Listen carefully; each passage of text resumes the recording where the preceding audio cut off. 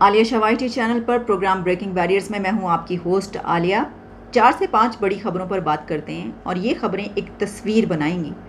जब आप टुकड़े जोड़ेंगे खबरों के तो एक तस्वीर सी बनती हुई नज़र आएगी जिसमें ये पता चलेगा कि हालात किसके हक़ में जा रहे हैं और किसके ख़िलाफ़ होने जा रहे हैं। सबसे पहले तो बात की लेते हैं फैसल वाडा साहब की।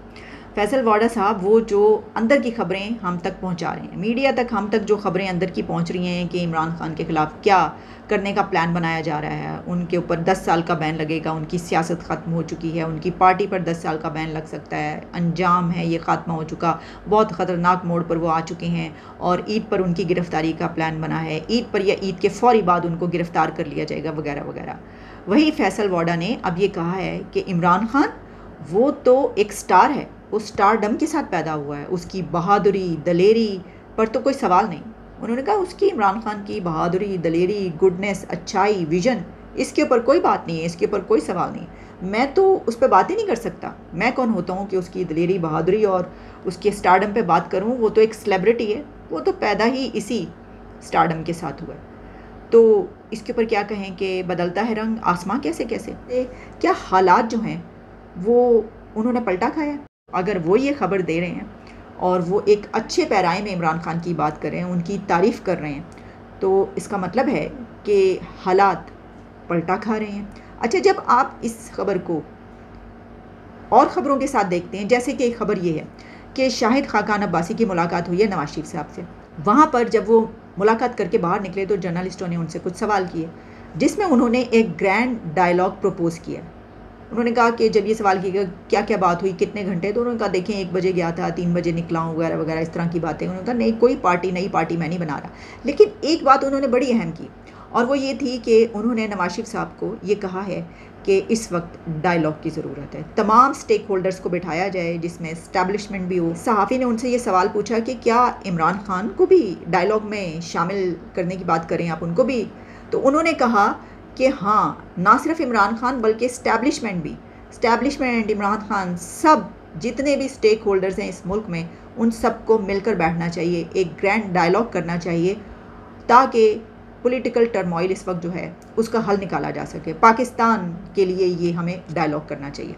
अब देखिए ये जो उन्होंने प्रपोज़ किया है नवाज शरीफ साहब के सामने, उनको भी उनका होगा कि भाई डायलॉग कर लें क्योंकि हालात तो ऐसे नज़र आ रहे हैं। अब ये खुद वो बात कह रहे हैं या उनको किसी ने कहा है ये बात कहने के लिए, तो देखिए हम तो ये नहीं कह सकते, हमें नहीं पता चल सकता। लेकिन ऐसा है कि शाहिद खाकान अब्बासी और इस तरह के 1-2 लोग और हैं जो कि अपनी पार्टी के पहले भी कई एक ऐसे स्टैंड्स या एक्शंस होते थे उनके ख़िलाफ़ बात करते रहे हैं पिछले कुछ दिनों में। तो वो उनका अपना भी माइंडसेट हो सकता है, अपनी भी उनकी हो सकती है कि इस वक्त डायलॉग की ज़रूरत है। आप ये नहीं कर सकते कि किसी को आप बाहर निकाल दें क्योंकि फिर इस तरीके से कन्फ्रंटेशन बढ़ेगी और हल कोई नहीं नज़र आ रहा, उसका जो अंजाम होगा वो बड़ा ख़राब होगा अगर वो ऐसा कुछ सोच रहे हैं तो। लेकिन हो सकता है किसी ने कहा भी हो। तो नवाज शरीफ साहब ने इसके ऊपर क्या कहा होगा, तो अगर तो आप ये सोच रहे उन्होंने कहा होगा हाँ सोचा जा सकता है, ठीक है, तो ऐसी तो कोई बात नहीं है, मुझे नहीं लगती। यानी मैं इसको ऐसे ही एनालाइज़ करूँगी कि नवाज शरीफ ने तो बिल्कुल येस नहीं किया होगा उनको। हाँ, दिल में वो क्या सोच रहे हैं, तो पहली बात तो ये कि वो तो यही चाहते हैं कि मंतकी अंजाम तक ये तमाम हालात पहुँचें, जिसको सज़ाएँ होनी है सज़ा हो, इमरान खान को उनकी पार्टी के साथ जो भी ये सोचा जा रहा है वो सब हो, उसके बाद फिर वो आएँ और उसके बाद इलेक्शन हो और वो उसके अंदर हिस्सा लें। जैसे कि उन्होंने ये कहा कि उनके बारे में ये कहा जा रहा है कि सितंबर में वो आ सकते हैं, लेकिन उनकी कंडीशन एक ये है कि वो उस वक्त आएंगे पाकिस्तान के जब उनकी डिसक्वालिफ़िकेशन ख़त्म हो जाएगी। अब वो डिसक्वालिफ़िकेशन ख़त्म करने के लिए भी एक प्रोसीजर है, तो क्या उनके आने से पहले वो होगा, हमें नज़र आएगा अगले चंद दिनों में और फिर वो वापस आएंगे, या अगर वो होने में भी कोई रखना है या उस डेवलपमेंट से पहले बहुत सारी ऐसी चीज़ें हैं कि हो सकता है वहाँ तक जाते जाते कुछ और हो जाए या इस तरह की बातें, तो हो सकता है कि फिर उस वक्त उनको भी इस ऑप्शन पर गौर करना पड़े। या वो सोच रहे हैं कि क्या ऐसे हालात होने जा रहे हैं कि अब हमें ये ऑप्शन लेना पड़ेगा कि हम डायलॉग की तरफ जाएं उनके साथ, के जिनके लिए हम कह रहे हैं कि इनको तो जो है वो दीवार के साथ लगाना है, और जो इन्होंने किया 9 मई के वाक़यात के हवाले से वो सब कुछ। और जबकि इससे पहले रिसेंट पास्ट आप जानते हैं, इसमें तो एक वो भी है ना, यानी कि नवाज शरीफ को खुद भी जो गिरफ़्तारी हुई और डिसक्वालिफ़िकेशन, जेल वगैरह सब कुछ, तो वो तो इसको ऐसे ही देखते हैं। लेकिन देखिए ना, अब जैसा मैंने कहा कि हालात क्या उस तरफ जाएंगे। अच्छा, अब जब तस्वीर को थोड़ा सा और एक टुकड़ा जब जोड़ने की हम तरफ बढ़ते हैं तो हमें एक और डेवलपमेंट नज़र आती है, और वो ये है कि मैंने आपको ये बताया था कि जो इमरान खान के कोर्ट मार्शल के ख़िलाफ़ मिलिट्री ट्रायल के ख़िलाफ़ जो हेयरिंग हुई है, बहुत ही दिलचस्प रुदाद उसकी अपने प्रीवियस प्रोग्राम में मैंने आपको सुनाई है, उठा के ज़रूर प्लीज़ देखिए। उसके अंदर मैंने आपको एक बात नहीं बताई थी, और वो ये है कि कल के रोज़ चीफ जस्टिस ने ये भी एक स्टेप लिया है कि कहा है कि लिस्टें लेकर आओ। लिस्टें मंगवा ली हैं उन लोगों की जिनकी गिरफ्तारियां हुई हैं, कितनी औरतें गिरफ्तार हुई हैं, कितने बच्चे गिरफ्तार हुए हैं, कितने नौजवान गिरफ्तार हुए हैं, कहाँ कहाँ से गिरफ्तार हुए हैं, किसके खिलाफ क्या इल्ज़ाम है, कहाँ से पकड़ा गया है, जियो फेंसिंग है, ये सारी डिटेल्स उन्होंने मंगवा ली हैं। अब आपका क्या ख्याल है कि चीफ जस्टिस ने ये जो डिटेल्स हैं, ये लिस्टें हैं, मतलब वैसे ही चलो देखते हैं, अच्छा ये भी पकड़ा गया, अच्छा ये भी पकड़ा, अच्छा सारे ही पकड़े गए, सारे फड़े गए ना, मतलब वो वेले तो नहीं बैठे हुए ना चीफ जस्टिस की, वो इस तरह की सिर्फ लिस्टें मंगवा के और देख रहे हैं। उन्होंने कोई स्टेप लेना है इसके ऊपर, कोई एक्शन लेना है, यानी ये कि वो ये कहेंगे कि ये गिरफ्तारियां इनमें से क्यों हुई हैं, इनको छोड़ा जाए और बुला लिया जाए जितनी अथॉरिटीज़ हैं जिन्होंने गिरफ्तार किया है। तो ये मामला भी उन्होंने टेकअप कर लिया है। तो इससे भी जो तस्वीर बनती हुई नज़र आ रही है वो ऐसा लगता है कि इमरान खान एक नहीं बल्कि एक से ज़्यादा महाजों पर कुछ कामयाब होते हुए नज़र आ रहे हैं। लेकिन ये बात जो अपनी जगह पर कि उनकी जो गिरफ्तारी की बातें की जा रही हैं कि भाई उनको वो गिरफ्तार, वो तो अभी मामलात वहीं पर हैं। सिर्फ यही नहीं, यानी अगर तो कोई ये कहता है कि हाँ जी बिल्कुल सत्य ही खैरा और उनके लिए जो हालात हैं वो साजगार बिल्कुल हो चुके हैं, मैं कहूँगी कि इन डेवलपमेंट्स को जब हम जोड़ते हैं तो इससे लगता है कि साजगार हो सकते हैं या हो रहे हैं। लेकिन इसमें एक और बात जो कही जा रही है वो ये है कि बड़ा ठंड माहौल है। यानी जो था ना कि वो कहते हैं ना, बहुत शोर सुनते थे पहलू में दिल का, जो चीरा तो एक कतराए खून भी ना निकला। तो इमरान खान की गिरफ्तारी जैसे जैसे आगे जा रही है वैसे वैसे बात की जा रही है कि ये जो ग्रैंड डायलॉग या पॉलिटिकल टर्माइल को ख़त्म करने के लिए गिरफ्तारियों के बजाय कुछ और जगह पर ये भी ये सोचा जा रहा है कि भाई ये मामलात इस तरीके से आगे जो हैं वो नहीं बढ़ने चाहिए। और ये भी तो हो सकता है ना कि ये सोचा गया हो कि भाई इकॉनमी पहले ज़रूरी है, मईशत पर सोचने वाले हो सकता है। हमने आपको पहले भी खबर ये दी थी जनाब, मईशत का एक बड़ा प्लान बन चुका है, ठीक है, बस थोड़े दिन की बात है, सब्र कर लें, थोड़े दिन के बाद आप देखिएगा। तो कहने का मकसद ये है कि हो सकता है ये सोचा जा रहा हो कि हर तरफ से बहुत ही बुरे हालात हैं। मसला भी अगर इसी तरीके से चलता रहता है और जैसे कि इमरान खान को दीवार से लगाया गया और अगर उनकी गिरफ्तारी भी हो जाती है तो उसके बाद क्या तस्वीर बनती हुई नज़र आएगी।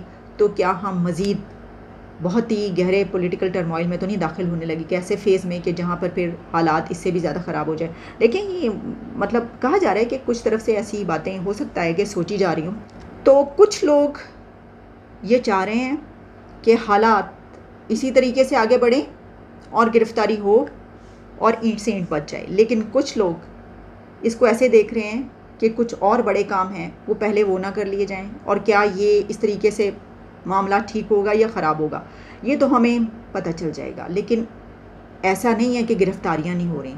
इमरान खान के लोगों की गिरफ्तारियों पर गिरफ्तारियां होती चली जा रही हैं। मुराद सईद के भाई को गिरफ़्तार कर लिया गया। मुराद सईद तो नहीं मिल सके उनको, लेकिन उनके भाई को कलीम सईद को गिरफ़्तार किया गया है। काफ़ी केसेस का कहा जा रहा है उनके ऊपर हैं, इसलिए पुलिस ने कहा कि उनको गिरफ़्तार किया गया। शाह महमूद कुरैशी और असद कैसर को भी दोबारा गिरफ़्तारी की खबरें आ रही हैं कि उनको भी गिरफ़्तार किया जा रहा है या कर लिया गया है। और चौधरी परवेज़ इलाही को तो वैसे ही पहले गिरफ़्तार किया जा चुका है दोबारा। वो जो खबर थी ना कि जनाब वो रिहा हो गए, उसकी फ़ौरी बाद उनको फिर गिरफ़्तार कर लिया गया। और इसी तरीके से कुछ और लोग जैसे कि ग़ुलाम सरवर ख़ान हैं और हुमायूं अख्तर ख़ान जो अभी तक पीटीआई के साथ टिके हुए थे वो भी छोड़ के जा चुके हैं इमरान खान को। एक ख़बर और भी है इसी से जुड़ी, वो ये है कि मुल्क से बाहर जो लोग हैं अब उनको भी इंटरपोल के ज़रिए पकड़ के मुल्क के अंदर लाया जाएगा। 300 से ज़्यादा ऐसे लोगों के अकाउंट्स मिले हैं जिनके बारे में ये कहा जा रहा है कि उन्होंने इदारों के ख़िलाफ़, लोगों के ख़िलाफ़ वहाँ पर बैठकर कैंपेन चलाई है, बात करके, बोल के, लिख के, एहतजाज करके, प्रोटेस्ट करके, मुख्तलिफ़ तरीक़ों से। तो उन मुल्कों से यानी कि अमेरिका, बरतानिया, यूरोप, जहाँ जहाँ पर भी ये लोग मौजूद हैं उनको वहाँ से लाया जाएगा पकड़ के इंटरपोल के ज़रिए और यहाँ पर उनको जेलों में डाला जाएगा गिरफ़्तार करके और सज़ाएँ दी जाएंगी। अच्छा, जब ये खबर मेरे सामने आई ना तो साथ ही एक और ख़बर थी, उस पर भी मेरी नज़र पड़ी तो बड़ी मज़ाक़ा ख़ेज़ सी सूरत हाल बन गई। जहाँ आप बाहर से लोगों को पकड़ के यहाँ पे ला रहे हैं, देखिए वो क्या कैसे पकड़ेंगे वो तो पता चल जाएगा, उसके कुछ पैरामीटर्स होते हैं ना। क्या वो लोग अपने सिटीजन्स को इतनी आसानी से हवाले कर देंगे इस बिना पर कि उन्होंने वहाँ पर बैठ कर जो है किया, इसके लिए पूरा एक तरीक़ाकार होगा और जो ऐसा कर रहे हैं उनको पता होगा कि भाई कैसे करना है। तो वो कर लेंगे इसको, या जो भी होगा देखेंगे। इसमें आदिल राजा की भी खबर आ रही है कि उनको भी अब इंटरपोल के ज़रिए पकड़ के लाया जाएगा मुल्क के अंदर, गिरफ्तार करके, और यहाँ पर सज़ा दी जाएगी। लेकिन जैसा मैंने आपको कहा कि इसी के साथ मुझे एक और ख़बर नज़र आई, तो ये खबर बड़ी ही मज़ाक़ा ख़ेज़ बन गई, बड़ी दिलचस्प खबर बन गई। मैंने कहा भाई देखें ये क्या तमाशा चल रहा है। हम मुल्क के बाहर से लोगों को पकड़ के ला रहे हैं इंटरपोल के ज़रिए सजाएं देने के लिए, और यहाँ पर दिन दिहाड़े पिंडी के बीचों बीच सैकड़ों ख़वातीन और मर्द अपने हाथों में डंडे, सोटे, लाठियाँ पकड़ के टीटीपी को बुला रहे हैं कि आओ और पाकिस्तान की पुलिस के साथ आके लड़ो। जैसे पहले इतने हज़ार या सैकड़ों मारे थे, उसी तरीके से टीटीपी इतने लोगों को और मारेगी। आपके ख्याल में ये कौन कर सकता है? किसी की इतनी जुर्रत है? पिंडी के बीचों बीच खड़े होकर कहते हैं टीटीपी वालों देखो, अब टीटीपी को बुलाते हैं। यानी कि कलअदम जमात दहशतगर्दों को बुला रहे हैं कानून नाफिज करने वाले इदारों से लड़ने के लिए, पुलिस से लड़ने के लिए। तो उम्मे हसन की एक वीडियो वायरल हो गई। असल में ये किस्सा क्या है, वो ये हुआ कि आपको पता है ना कि लाल मस्जिद का मुशर्रफ के दौर में जो हुआ था, और उसमें उनके कई लोग अंदर मारे गए थे। अब एक मरतबा फिर, वैसे दरमियान में भी कई मरतबा ये होता रहा कि वो सड़कों पे निकल के नारे लगाते रहे, लेकिन अब पता ये चला है कि वो मौलाना साहब अब्दुल अजीज़ साहब, उनको सीटीडी पकड़ने के लिए आ गई। जब वो घर पहुँचे तो उनके हाथ में मोबाइल भी नहीं था और वो ज़ख्मी हालत में थे। तो उम्मे हसन जो, उन्होंने पूछा क्या हुआ, तो उन्होंने कहा सीटीडी पकड़ने के लिए आए थे मुझे, और इंसदाद दहशतगर्दी वाले। तो उसके बाद फिर उन्होंने कहा अच्छा ऐसी की तैसी कर देंगे, अब तो देखो इनकी ईंट से ईंट कैसे बजाते हैं। तो उन्होंने कहा इंसदाद दहशतगर्दी वाला जो पकड़ने आए थे, अब इनके साथ मुकाबला करेगी टीटीपी। तो भाई अपने मुल्क के अंदर जो पहले वो दहशतगर्दों को पुकारें कि आओ इनसे आके लड़ो, पहले उनको तो पकड़ें। इस मुल्क पे मुशर्रफ का जुल्म सितम बर्दाश्त किया खालिद साहब, चाहते तो इसी मुल्क की ईद से ईद बजा सकते थे, मना किया सबको, अमन अमान कायम किए। आप खुदकश भूल गए हैं, इसलिए आप लोगों का सर पर नशा चढ़ रहा है ताकत का। एक आया ना तो आपको सारों का नींदें हराम हो जाएगी।